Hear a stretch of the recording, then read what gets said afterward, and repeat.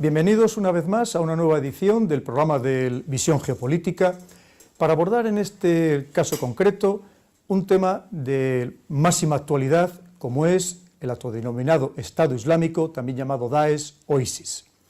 Y lo vamos a abordar de una perspectiva original, diferente a la que se suele hacer, que es sobre aquellos aspectos básicamente militares. Estaríamos hablando de los aspectos tácticos, operacionales, estratégicos y también de algo muy importante, cada vez más relevante dentro del mundo, incluso de la esfera militar, que es la propaganda, es decir, esa guerra psicológica en la que permanentemente todos estamos inmersos. Para hablar precisamente sobre este tema tan apasionante, tenemos, como siempre, a dos de los máximos especialistas en la materia.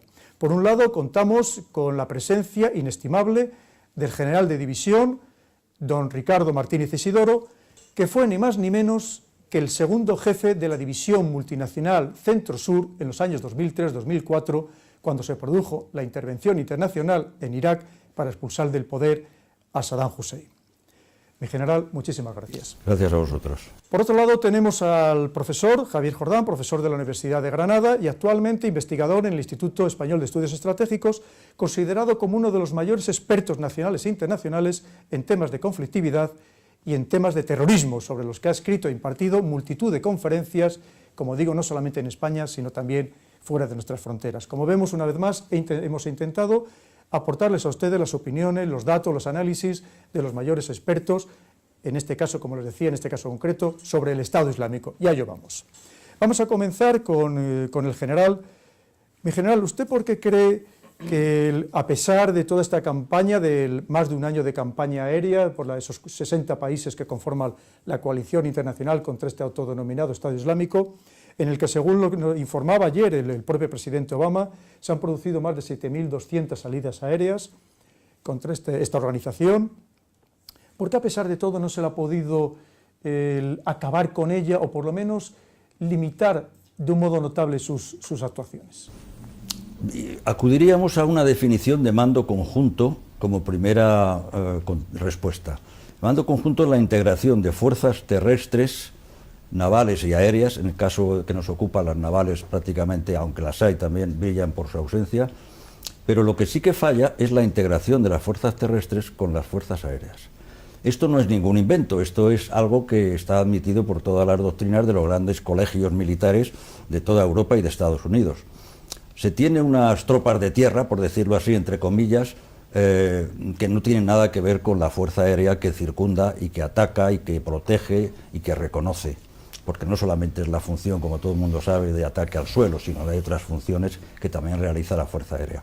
Creo que es la principal dificultad de no acabar con el Estado Islámico. Quizá podría haber también una cuestión de tipo político, que no me atrevo a esbozar porque no soy un experto en la política de esa zona, por lo menos no quiero serlo porque estamos en el ámbito militar, y es quizá un poco de retardo de esa operación.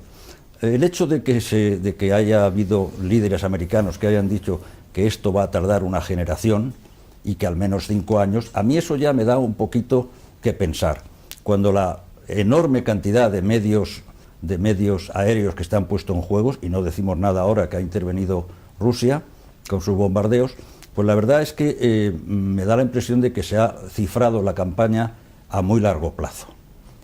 Creo que también hay una cierta habilidad del Estado Islámico en sortear estos bombardeos, porque lógicamente es una guerrilla adiestrada con una selección de personal muy depurada y con un reclutamiento magnífico, y además, bueno, pues ha aprendido a que los satélites pasan a cierta hora y que los vuelos pues se producen en ciertos momentos. Y que encima se protegen en las poblaciones, claro. Lo hace mucho más difícil. Javier, vamos a irnos al año 2013, cuando surge, o por lo menos tenemos las primeras noticias de que surge este llamado Estado Islámico, y surge básicamente en el norte de Siria, en la frontera con Turquía. ¿Por qué nace precisamente ahí el Estado Islámico? Nace como Estado Islámico de Irak y el Levante. Realmente como Estado Islámico nace mucho antes. Oficialmente el Estado Islámico se crea en el otoño de 2006 y además viene de una serie de grupos anteriores que van cambiando de nombre, que se remontan a los años 90, con al-Zarqawi.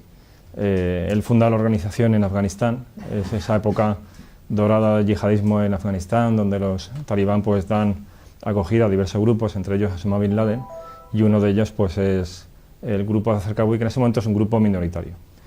Una vez que empieza la guerra de Irak de 2003, Zarqawi hace acto de presencia, y realmente ya estaba antes, estaba en el Kurdistán, allí marcha tras más que derrota, no podemos decir que sea una derrota como tal, pero sí, la caída del régimen talibán, pues aquello deja de ser un refugio seguro y lo busca en Kurdistán. Bueno, pues allí queda latente hasta que empieza la guerra. En el periodo posinvasión, pues es un núcleo pequeño, realmente de texto general sabemos más porque estuvo allí. Es un núcleo pequeño dentro de la insurgencia, eran básicamente extranjeros, la insurgencia en esencia era iraquí y con diversos componentes, entre ellos elementos del partido Baath.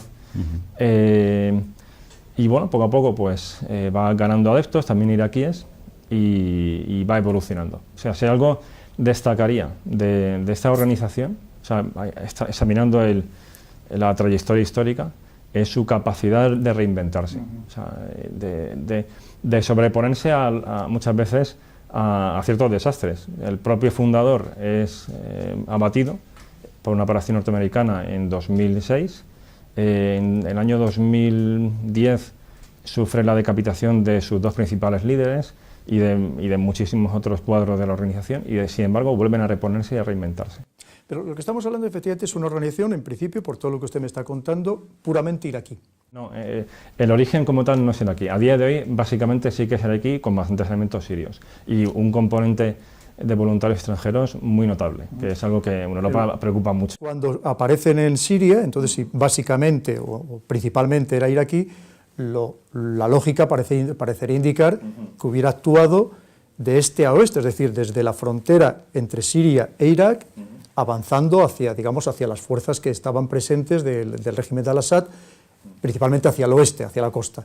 Pero ¿no es extraño que surja en el norte de Siria, precisamente ahí en el norte de Alepo, en la frontera con Turquía? Allí es donde reciben notoriedad, porque toman Raqqa como tal.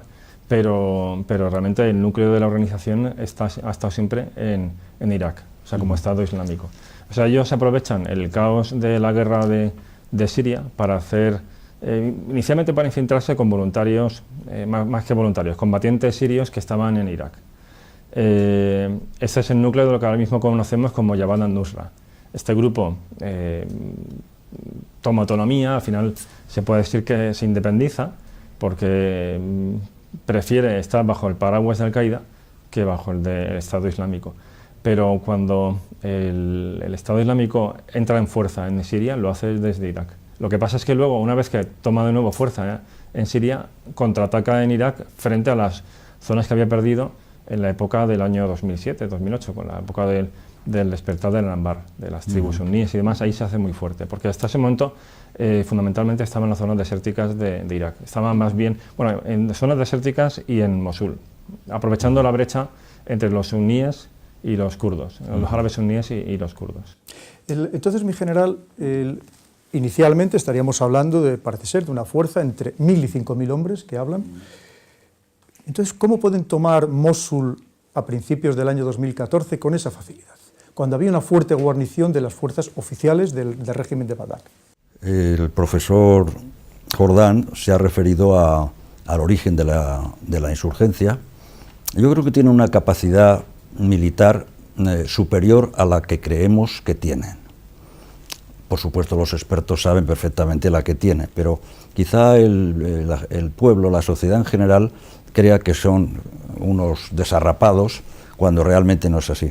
El origen de la insurgencia al que se ha referido el profesor precisamente viene de los años en que yo estuve allí destinado como segundo jefe. Yo recuerdo en un briefing que nos dio el CJTF-7, que es una fuerza conjunto combinada norteamericana que mandaba en Bagdad pues todas las divisiones que estaban sobre el territorio. Yo estaba en la división multinacional Centro-Sur, comando polaco, yo era segundo jefe, y lógicamente asistíamos a los briefings que nos daban los americanos Bueno, en general era el mando conjunto combinado, pero bueno, cabeza era Ricardo Sánchez, que era el teniente general, por cierto, muy amable con España.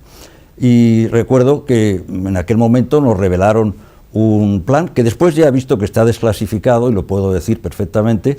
Ayer leía yo las memorias del comisionado para Irak, el secretario de Estado Díez Moreno, que fue nombrado en su momento, y recoge ese dato también que yo creía que de alguna forma me había pasado en alguna conferencia, en algún coloquio.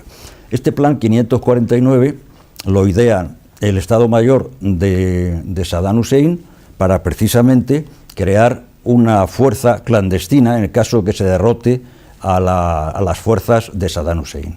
Lo crea con la Guardia Republicana, las partes más, más cercanas a Saddam, los servicios de inteligencia, una buena parte de los cuadros de mando de Fuerzas Armadas y de servicios especiales, y esto es de alguna forma el primer núcleo aglutinador.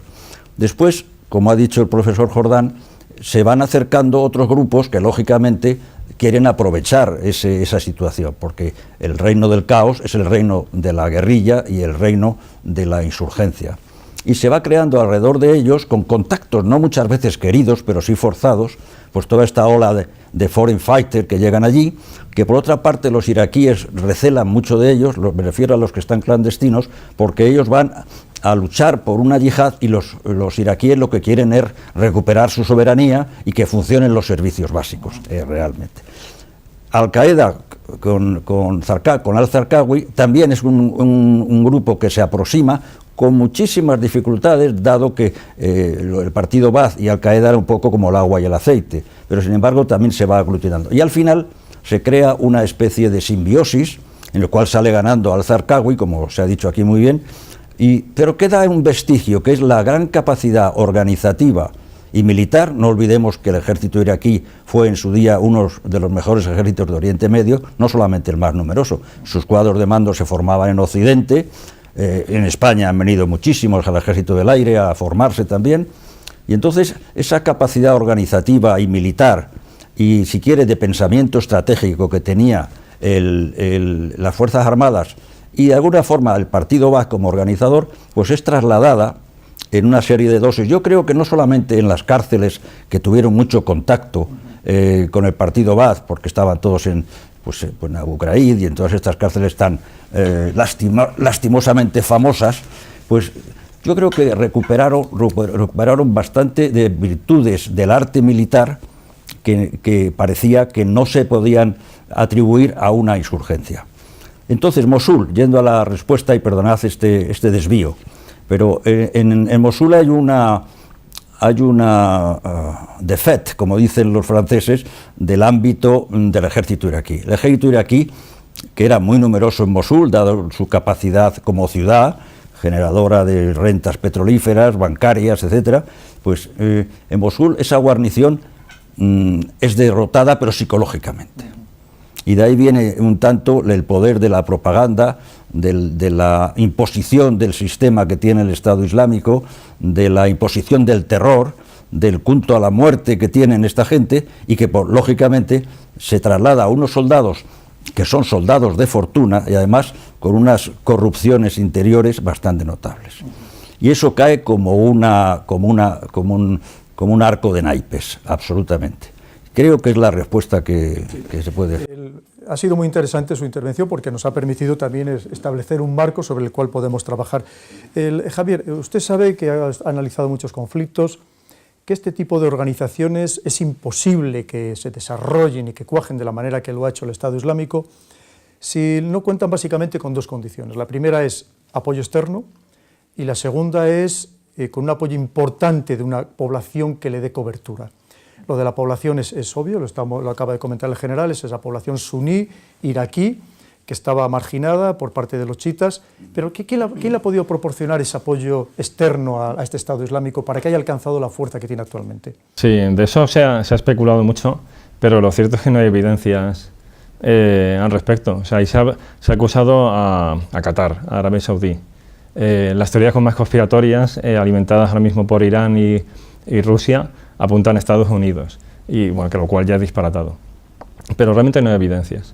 Una cosa fundamental es entender que que el llamado Estado Islámico, además de un grupo terrorista, en la época de declive de la organización, año 2010, 2011, era también un grupo de crimen organizado, que conseguía muchísimo dinero a través de la extorsión. O sea, en Mosul era una auténtica mafia que pedía compensaciones económicas a cambio de seguridad, prácticas habituales de crimen organizado. Y estamos hablando de cientos de miles de dólares al mes de ingresos. Por lo tanto, tenía pues, la capacidad para pagar sueldos a no muchísimos militantes, porque en ese momento era una organización todavía pequeña, para conseguir armas a través del mercado negro, en fin, para tener vitalidad dentro de una época que era difícil para ellos.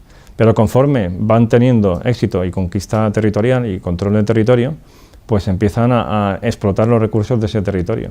Y a día de hoy ellos se llaman un Estado, realmente no lo son y no tienen reconocimiento internacional, pero actúan como un Estado en lo referido a la economía. O sea, ellos cobran impuestos tanto a la población que está allí como sorprendentemente el tráfico comercial que todavía transita por aquellas zonas y luego exporta ciertos bienes, lógicamente a través de canales también propios de crimen organizado, pues el petróleo, en menor medida después de los bombardeos, pero todavía sigue haciéndolo, o por ejemplo las antigüedades. Entonces tiene una economía que hay dudas de que sea viable a largo plazo, pero que es suficiente como para dar oxígeno a esa organización militar, que estoy totalmente de acuerdo con el general. O sea, ellos son fuertes porque lo que hay alrededor es débil. O sea, son competentes, ciertamente la cuestión de las fuerzas de seguridad iraquíes, los militares, la inteligencia y demás, es fundamental para entender todo este rebrote y esa capacidad de conquista. Pero realmente su poder está muy condicionado por la fortaleza y debilidad de los vecinos.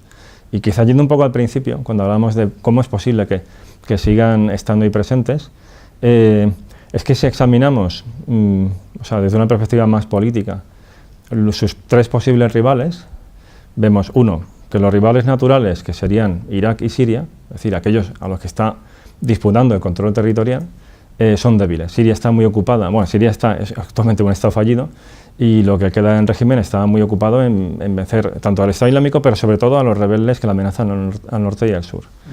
Irak pues se está recomponiendo y está teniendo ciertos avances, pero realmente es débil en comparación con cualquier otro Estado mínimamente competente y que tuviera un territorio, unos recursos y demás propios, o sea, comparables a los que tiene Irak. Entonces, sus principales antagonistas, o sea, a primer nivel, son débiles, Siria e Irak.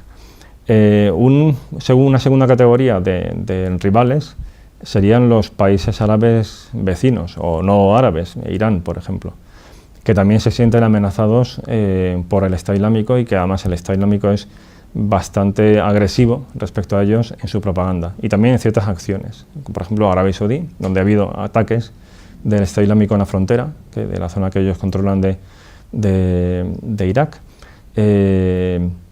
o Jordania, o Líbano, o el propio Irán. ¿Qué sucede? Porque estos países que sí que tienen ejércitos competentes y podrían disputar al Estado Islámico el control territorial, no lo hacen, porque están enzazados a su vez en otra guerra, una guerra a nivel regional. Con lo cual, para ellos, el Estado Islámico es un problema. Y podríamos decir que es una amenaza existencial si tuviera suficiente poder, pero como no lo tiene, el principal rival es el que está al otro lado, para Arabia Saudí, Irán, o para el bloque iraní, Arabia Saudí. Y último nivel, Estados Unidos. ¿Por qué Estados Unidos, que sí que es poderoso y que tiene claro que el Estado Islámico es un problema, por qué no lo hace? O sea, ¿por qué no complementa esa campaña aérea con una intervención terrestre? Pues porque el Estado Islámico, como hemos visto, se reconvierte. Entonces pasaría de modo insurgencia, en este caso ya más bien cuasi Estado, pasaría al modo terrorista. ¿Vale? Estados Unidos conquistaría Mosul, sí, llevaría más o menos tiempo, pero lo haría. Pero a la semana siguiente morirían 5 americanos, al siguiente día 7, y estaríamos como en Irak, año 2006. Y eso ya vimos que no era una buena solución. Apunta usted ideas interesantísimas que nos va a dar pie a muchas más preguntas, porque ha sido una intervención, desde luego, muy afortunada. General, el profesor se ha llamado a este Estado Islámico, le ha llamado grupo terrorista. Es cierto que efectúa actos de terrorismo, pero fundamentalmente lo que está llevando a cabo son acciones de combate convencional. Ahora mismo en la defensa de Ramadi, sin ir más lejos, que por cierto son incapaces el ejército de iraquí, a pesar de ese apoyo aéreo, de tomarlo, incluso hay la parte del este, ni siquiera se han planteado intentar penetrar por esa vía. ¿Por qué se le llama realmente organización terrorista cuando es mucho más? ¿No será que si solo les llamamos Estado terrorista, lo que estamos diciendo es que no seamos capaces de acabar con el problema porque no lo acabamos de entender? Bueno, yo no le llamaría solamente grupo terrorista. Yo creo que es muchísimo más que un grupo terrorista. Yo no sé por qué está en desuso un término que además se acuñó en el mando de adiestramiento de doctrina en Granada, estando yo destinado allí, de director de doctrina, que era el conflicto armado asimétrico. El conflicto armado asimétrico es la gran tapadera de todo esto. Y lo de ser grupo terrorista o practicar el terrorismo es una de las herramientas que se pueden utilizar. Se confunde muchísimo, como no tenemos todavía la definición de terrorismo y acudo a ello porque es una pena que no la tengamos, pues no cabe la menor duda que a cualquier cosa le podemos llamar terrorismo. Unos lo creen y otros no. Pero lo que sí que es verdad es que el Estado Islámico está practicando una guerra irregular, moderna. De tal modo que está combinando las acciones convencionales con las acciones irregulares. Y dentro de irregulares podemos meter una gran llave, que es el terrorismo, la subversión, la propaganda, cualquier herramienta que les sirva para conseguir sus fines. Una insurgencia es una lucha a largo plazo que tiene por finalidad hacerse cargo de un poder político mediante un montón de herramientas que en cada momento utiliza según convenga. Es como un médico cuando utiliza una herramienta cuando está operando. Por lo tanto, terrorismo lo aplica cuando es necesario aplicarlo. Sobre todo porque el terror a algunos les fascina, a algún sicario, a algún seguidor, a algún miembro del Estado Islámico, esa forma de actuar les fascina. Hay un polo de atracción que había que examinar y saber por qué va tanto combatiente, no solamente musulmán, sino de los países occidentales a ese lugar.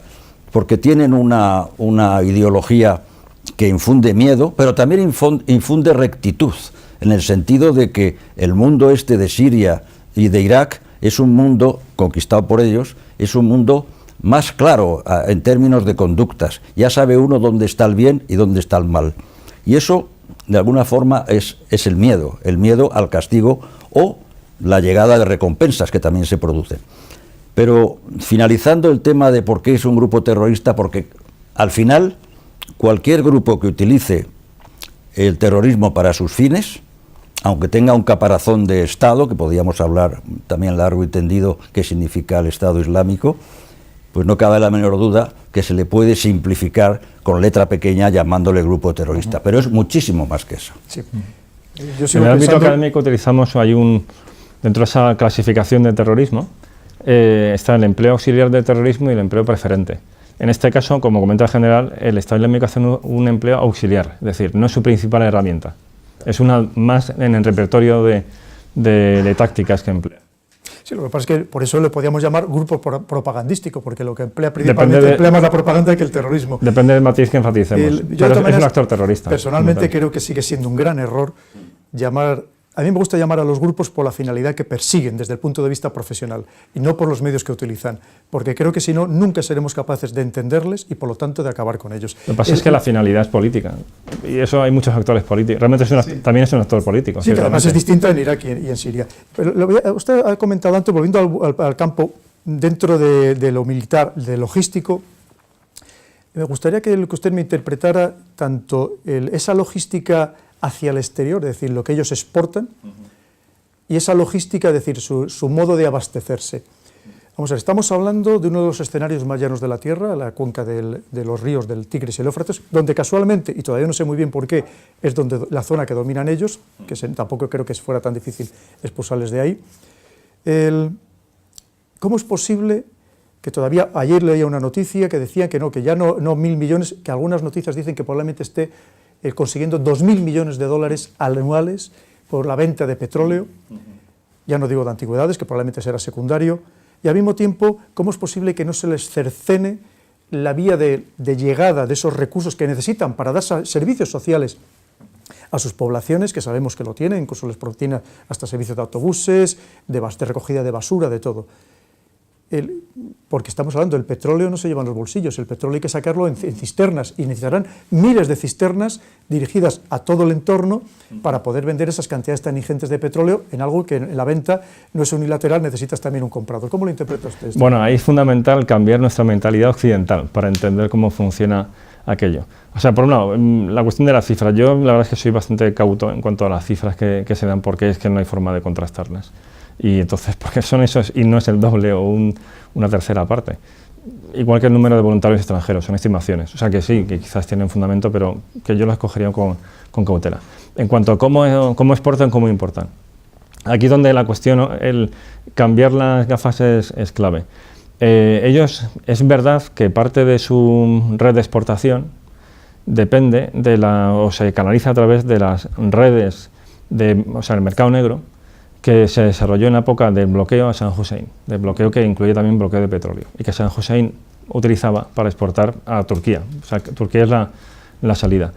También, y esto es quizás sorprendente, el propio régimen de Assad compra petróleo al Estado Islámico. Ahora no tengo certeza de que lo haga a día de hoy, pero lo ha hecho durante meses. En parte, a ver, por dos razones. Uno, porque le hacía falta ese recurso energético.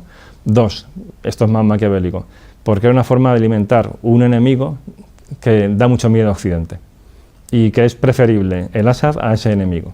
O sea, una forma también de apuntalarse en el poder. Y bueno, y algo le ha ayudado ciertamente.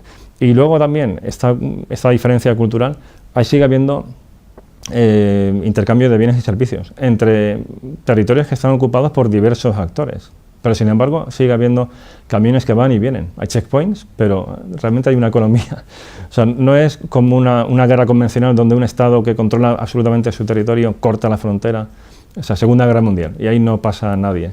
No, aquí es mucho más porosa esa frontera. Sí, es curioso porque, como le decía en el discurso que dio ayer el presidente Obama, en una reunión, una cumbre que ha habido precisamente para tratar de este tema, decía que es que ahora van a intentar cercenar esa fuente de financiación, pero si cualquiera de nosotros puede comprar una fotografía de un satélite comercial con una resolución de 20 centímetros, ¿cómo no lo van a saber los satélites militares por dónde están pasando esos camiones? También es verdad que esta gente se camufla con los civiles. O sea, es plano y se les podría expulsar, sí, pero es que realmente no se van a ir, se van a quedar entre la población.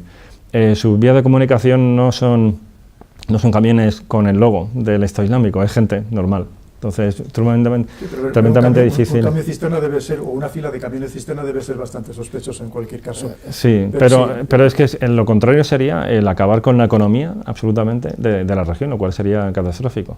Aparte, de nuevo, haría falta tropas sobre el terreno para hacerlo eficazmente, porque ya sabemos también cómo funcionan muchas veces las fuerzas de aquellos países. Y bueno, nos vamos a la época de Afganistán y Pakistán y el control que hacía de la frontera a Pakistán. Acaba de apuntar una cosa muy interesante el profesor, dice fuerzas sobre el terreno. Las fuerzas principales que se están enfrentando con éxito a este Estado Islámico son los kurdos. Tanto los Peshmerga en la zona de Irak como el PG y el YPJ en Siria. De hecho, están consiguiendo avances notables en la zona de Siria y, por supuesto, terreno que probablemente no vayan a querer ceder nunca. Se les está armando, se les está financiando, es el mismo el útil que se está empleando para intentar acabar con este Estado Islámico. Esto no va a crear un problema a largo plazo, no solamente con Turquía, sino un problema de desestabilización, incluso con los propios chiitas, una vez que estos kurdos empiecen a coger esa fuerza en Irak, en Siria, donde se están haciendo con territorios, con pozos de petróleo.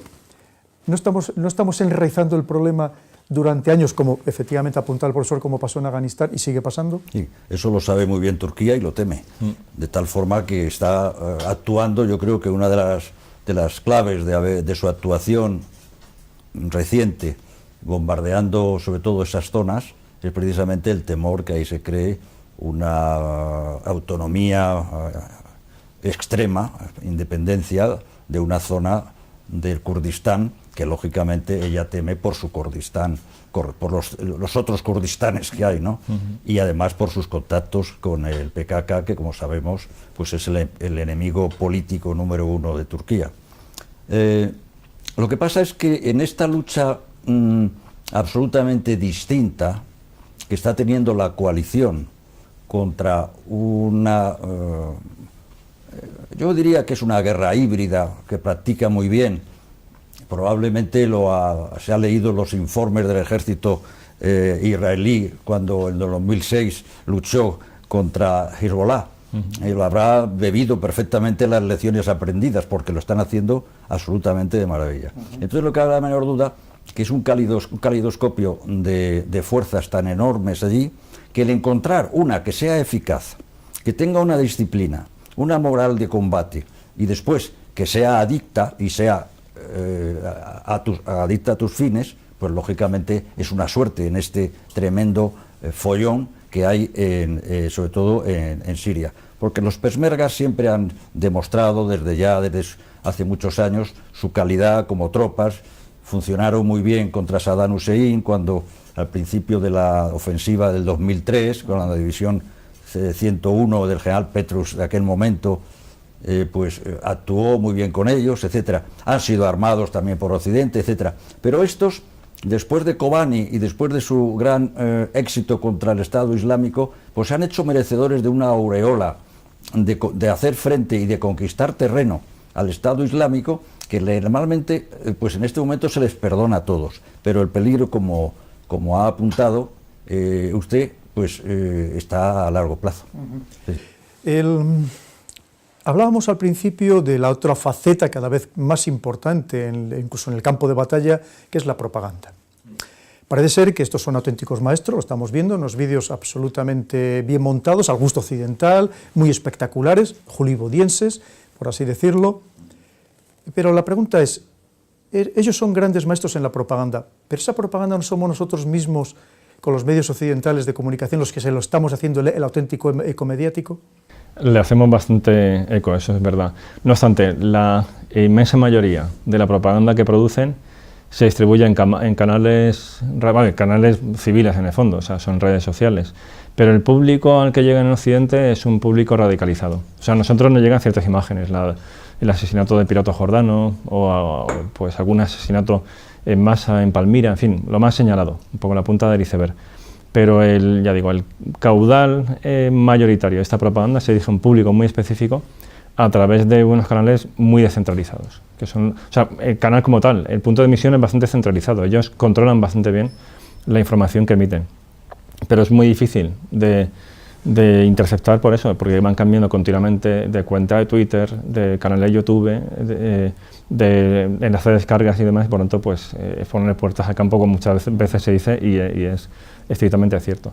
Hay una cuestión de la propaganda que es fundamental, y es ¿cómo es posible que emitan ese tipo de imágenes que generan rechazo en gente normal? O sea, ¿cómo hacen un uso tan tremendo de la sangre, de conductas atroces, si eso desde luego no le va a hacer ganarse simpatías, por ejemplo, de la población local? O sea, hay una frase clásica en ciencia política que es que las bayonetas sirven para muchas cosas, pero no para sentarse sobre ellas. Es decir, uno puede tomar el poder por las armas, pero no lo va a mantener a través de la violencia. Y ellos parece que van en contra. ¿Esto por qué es? Bueno, es verdad que este principio de la ciencia política es válido en ciertas sociedades, pero también a lo largo de la historia hemos visto que el miedo es una herramienta de control. Y ahora está muy de moda la frase de ganar mentes y corazones como un elemento fundamental de contrainsurgencia, también de la propia insurgencia, pero cuando eso no vale, cuando eso no sirve, o no hay medios para lograrlo, el empleo sistemático del terror también consigue la aquiescencia de la población. Y ellos también lo hacen con ese sentido, mantener a las tribus, a los posibles opositores sometidos, es decir, desmovilizar cualquier conato de resistencia y luego aterrorizar a los que se enfrentan a ellos. No tanto a Occidente, sino a los que están allí, a los kurdos, a los árabes de Irak, a los chiíes, a los iraníes, al bando sirio, etc. Es una herramienta también de guerra. General, hablábamos antes de esos combatientes que les llegan desde el extranjero. Según declaraciones oficiales de políticos europeos, de altos líderes europeos, parece ser que entran fundamentalmente a través de Turquía, El viaje lo hacen a Turquía y entran a través de Turquía.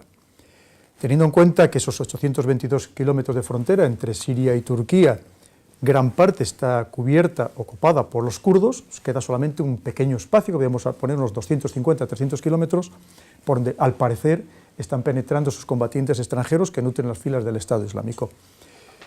¿Tan difícil es controlar esa frontera para que no le lleguen esos combatientes? ¿Tan difícil es controlar la frontera del Mediterráneo para que no lleguen inmigrantes ilegales? Existen mafias por todos los sitios que protegen y que se lucran con este tráfico también ilegal. Yo creo que también ha habido cierta aquiescencia en algún momento determinado por parte de, no quisiera acusar en público a través de este medio, pero sí que parece ser que Turquía, de alguna forma, esos 822 kilómetros no los ha cubierto soldado a soldado, sino que ha tenido unas zonas muy porosas. Yo recuerdo también, por ejemplo, cuando estuve en Irak, cuando volábamos en helicóptero por la frontera entre Irán e Irak, no existe la frontera, prácticamente. Dicen que está ahí la frontera. Hay unos pequeños fuertes que parecen de estos de juguete de niño, donde hay 4 o 5 personas, la policía de fronteras, y donde puede pasar uno perfectamente. De hecho, los 5 millones de peregrinos que van a Karbala y a Nayaf todos los años, prácticamente vienen de todos los sitios, no tienen ningún control fronterizo. Imagínate lo que es eso en términos de invasión, entre comillas, terrorista. Pues yo creo que en Turquía, que además no creo que sea la única frontera que utilicen, esta es la mayoritaria, pues yo creo que pasa un poco lo mismo. Es imposible guardar una frontera de 822 kilómetros.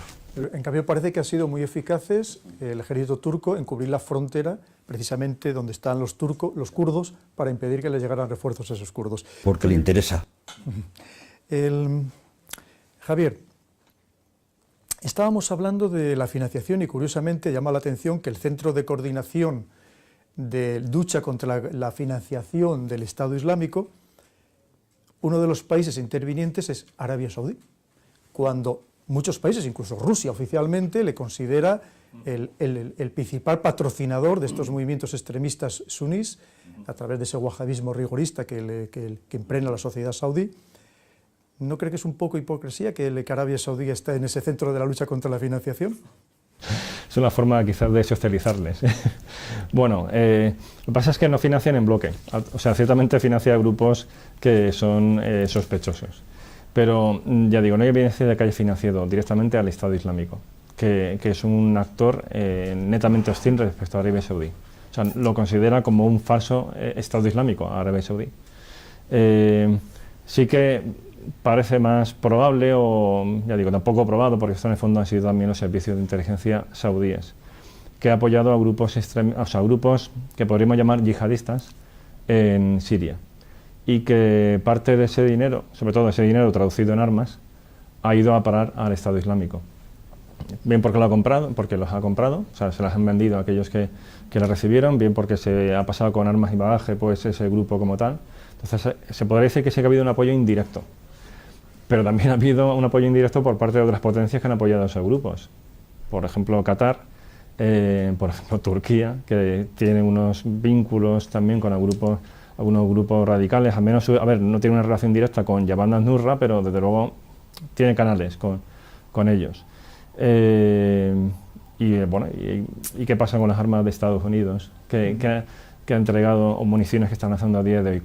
¿Qué garantías tenemos de que esas municiones no van a acabar en manos del Estado Islámico a cambio de una cantidad que da el Estado Islámico a este grupo? La cuestión de los Toyota, que se habla mucho de ellos, pues, es un ejemplo clarísimo de esa dinámica de flujos que hay. O sea, se coloca ese material allí en un grupo en principio que es no yihadista, en ese caso era no yihadista, y acaba en manos del Estado Islámico. Entonces, sí, Arabia Saudí realmente llama la atención porque tiene una ideología, o sea, la matriz ideológica del yihadismo, aunque el yihadismo realmente se remonta a siglos, pero el contemporáneo vive de dos ramas. Una es, podríamos decir, la matriz que viene de Egipto, vinculada a hermanos musulmanes, a escisiones de hermanos musulmanes, y otra la salafista wahabí para nosotros, que vienen de Arabia Saudí. Y eso confluye en lo que a día de hoy conocemos acá y de otros grupos. Sí.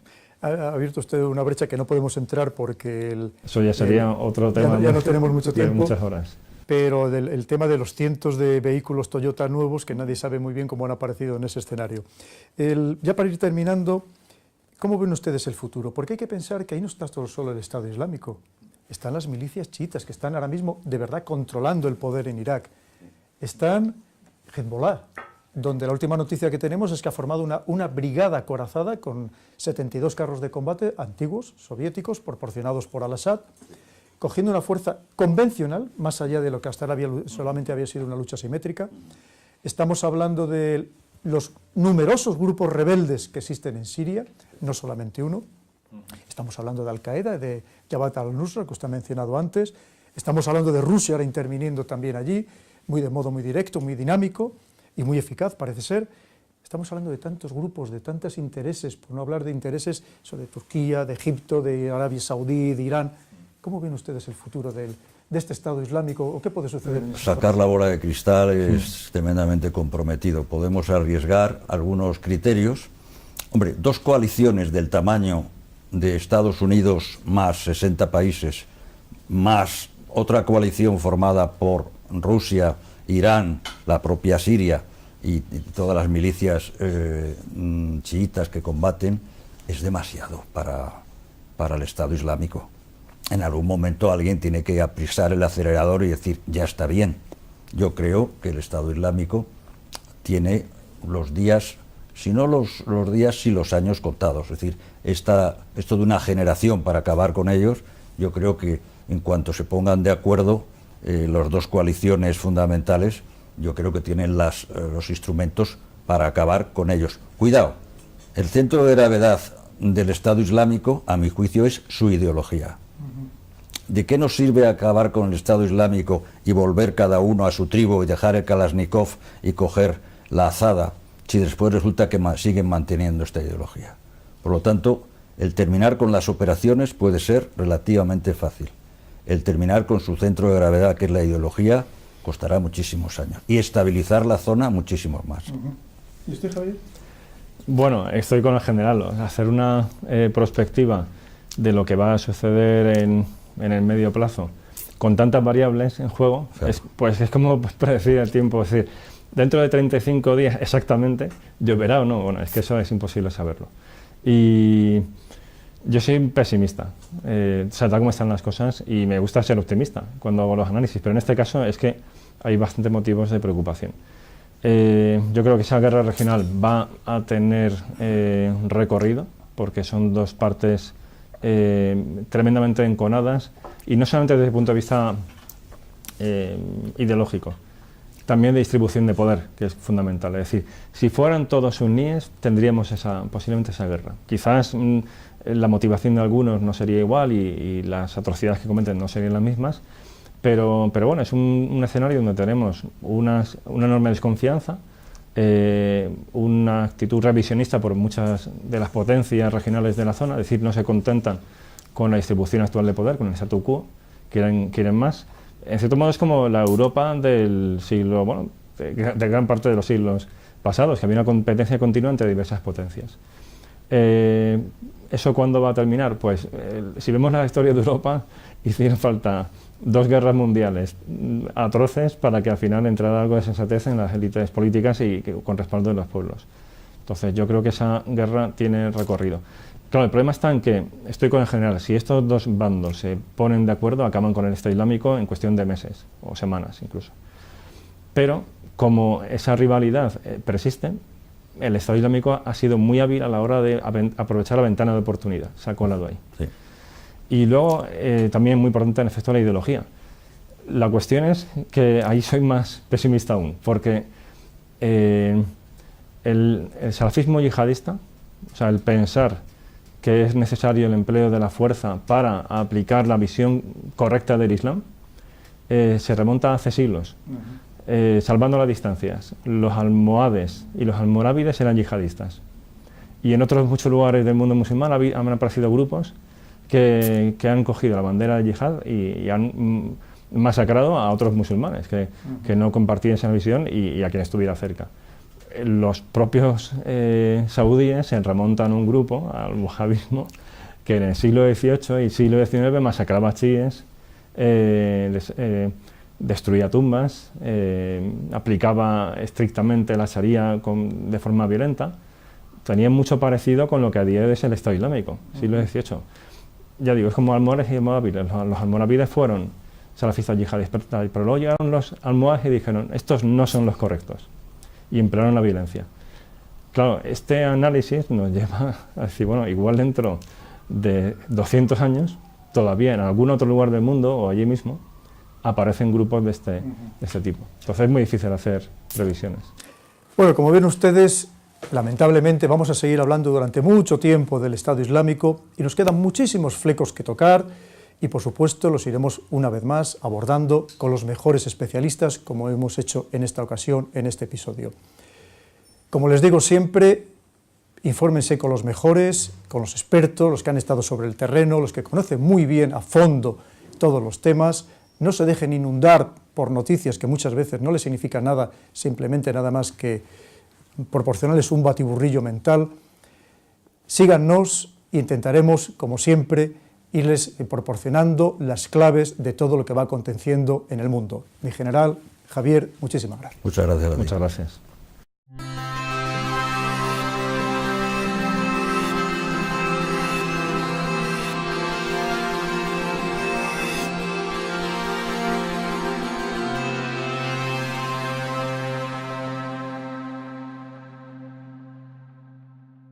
En temas de conflictividad y en temas de terrorismo, sobre los que ha escrito e impartido multitud de conferencias, como digo, no solamente en España, sino también fuera de nuestras fronteras. Como vemos, una vez más, hemos intentado aportarles a ustedes las opiniones, los datos, los análisis de los mayores expertos, en este caso, como les decía, en este caso concreto, sobre el Estado Islámico. Y a ello vamos. Vamos a comenzar con el general. Mi general, ¿usted por qué cree que a pesar de toda esta campaña, de más de un año de campaña aérea, por esos 60 países que conforman la coalición internacional contra este autodenominado Estado Islámico, en el que, según lo que nos informaba ayer el propio presidente Obama, se han producido más de 7.200 salidas aéreas contra esta organización, ¿por qué a pesar de todo no se le ha podido acabar con ella o por lo menos limitar de un modo notable sus actuaciones? Acudiríamos a una definición de mando conjunto como primera respuesta. El mando conjunto es la integración de fuerzas terrestres, navales y aéreas, en el caso que nos ocupa las navales prácticamente, aunque las hay también brillan por su ausencia, pero lo que sí que falla es la integración de las fuerzas terrestres con las fuerzas aéreas. Esto no es ningún invento, esto es algo que está admitido por todas las doctrinas de los grandes colegios militares de toda Europa y de Estados Unidos. Se tiene unas tropas de tierra, por decirlo así, entre comillas, que no tienen nada que ver con la fuerza aérea que circunda y que ataca y que protege y que reconoce, porque no solamente es la función, como todo el mundo sabe, de ataque al suelo, sino hay otras funciones que también realiza la fuerza aérea. Creo que es la principal dificultad de no acabar con el Estado Islámico. Quizá con al-Zarqawi. Él funda la organización en Afganistán, es esa época dorada del yihadismo en Afganistán, donde los talibán pues dan acogida a diversos grupos, entre ellos Osama Bin Laden, y uno de ellos pues es el grupo de al-Zarqawi, que en ese momento es un grupo minoritario. Una vez que empieza la guerra de Irak de 2003, al-Zarqawi hace acto de presencia, y realmente ya estaba antes, estaba en el Kurdistán, allí marcha tras más que derrota, no podemos decir que sea una derrota como tal, pero sí, la caída del régimen talibán, pues aquello deja de ser un refugio seguro y lo busca en Kurdistán. Bueno, pues allí queda latente hasta que empieza la guerra. En el periodo posinvasión, pues es un núcleo pequeño, realmente de texto general sabemos más porque estuvo allí. Es un núcleo pequeño dentro de la insurgencia, eran básicamente extranjeros, la insurgencia en esencia era iraquí, y con diversos componentes, entre ellos elementos del partido Baath. Y bueno, poco a poco pues va ganando adeptos, también iraquíes, y va evolucionando. O sea, si algo destacaría de esta organización, o sea, examinando la trayectoria histórica, es su capacidad de reinventarse, o sea, de sobreponerse muchas veces a ciertos desastres. El propio fundador es abatido por una operación norteamericana en 2006 En el año 2010 sufre la decapitación de sus dos principales líderes y de muchísimos otros cuadros de la organización, y sin embargo vuelven a reponerse y a reinventarse.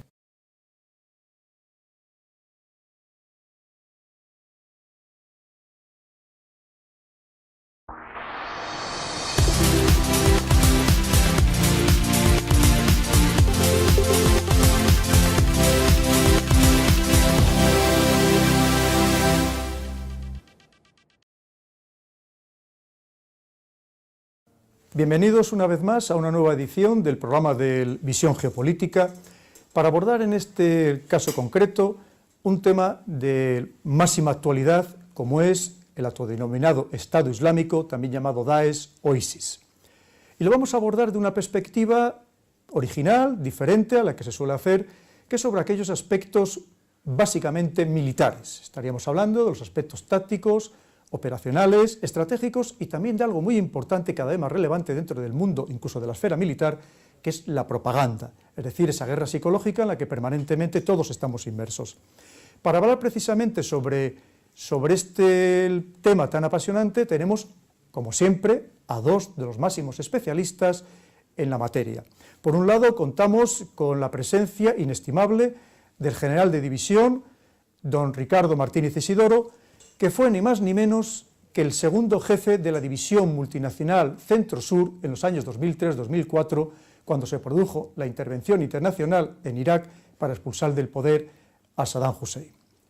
Mi general, muchísimas gracias. Gracias a vosotros. Por otro lado, tenemos al profesor Javier Jordán, profesor de la Universidad de Granada y actualmente investigador en el Instituto Español de Estudios Estratégicos, considerado como uno de los mayores expertos nacionales e internacionales. Podría haber también una cuestión de tipo político, que no me atrevo a esbozar porque no soy un experto en la política de esa zona, por lo menos no quiero serlo porque estamos en el ámbito militar, y es quizá un poco de retardo de esa operación.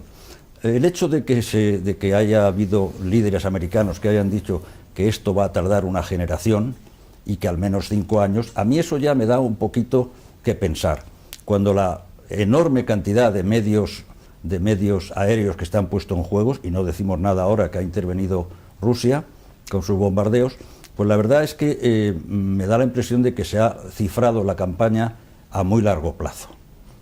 Creo que también hay una cierta habilidad del Estado Islámico en sortear estos bombardeos, porque lógicamente es una guerrilla adiestrada con una selección de personal muy depurada y con un reclutamiento magnífico, y además, bueno, pues ha aprendido a que los satélites pasan a cierta hora y que los vuelos pues se producen en ciertos momentos. Y que encima se protegen en las poblaciones, claro. Lo hace mucho más difícil. Javier, vamos a irnos al año 2013, cuando surge, o por lo menos tenemos las primeras noticias de que surge este llamado Estado Islámico, y surge básicamente en el norte de Siria, en la frontera con Turquía. ¿Por qué nace precisamente ahí el Estado Islámico? Nace como Estado Islámico de Irak y el Levante. Realmente como Estado Islámico nace mucho antes. Oficialmente el Estado Islámico se crea en el otoño de 2006 y además viene de una serie de grupos anteriores que van cambiando de nombre, que se remontan a los años 90. Pero lo que estamos hablando efectivamente es una organización, en principio, por todo lo que usted me está contando, puramente iraquí.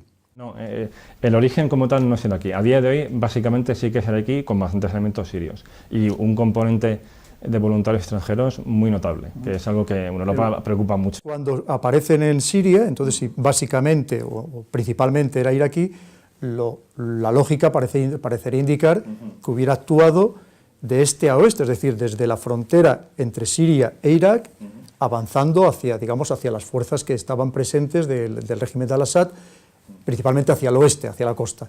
Pero no es extraño que surja en el norte de Siria, precisamente ahí en el norte de Alepo, en la frontera con Turquía. Allí es donde reciben notoriedad, porque toman Raqqa como tal. Pero realmente el núcleo de la organización ha estado siempre en Irak, o sea, como Estado Islámico. O sea, ellos aprovechan el caos de la guerra de Siria para hacer, inicialmente para infiltrarse con voluntarios, más que voluntarios, combatientes sirios que estaban en Irak.